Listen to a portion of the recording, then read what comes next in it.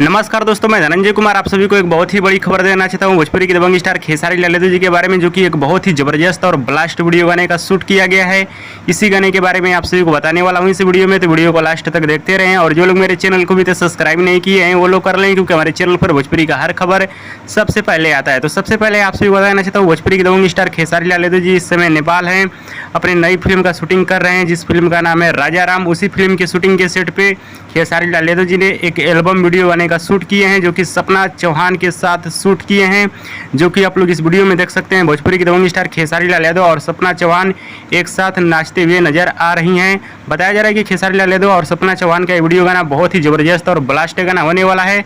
और बताया भी जा रहा है कि खेसारी लाल यादव जी के इस गाने को बहुत जल्द, यानी इसी महीने के लास्ट तक इस गाने को आप सभी के बीच रिलीज किया जा सकता है। हाँ तो दोस्तों, ये रहा खेसारी लाल यादव जी का अपडेट। आप सभी को कैसा लगा हमें नीचे कमेंट बॉक्स में जरूर बताइएगा। वीडियो पसंद आया तो ज़्यादा लाइक करें, कमेंट करें, शेयर करें, सब्सक्राइब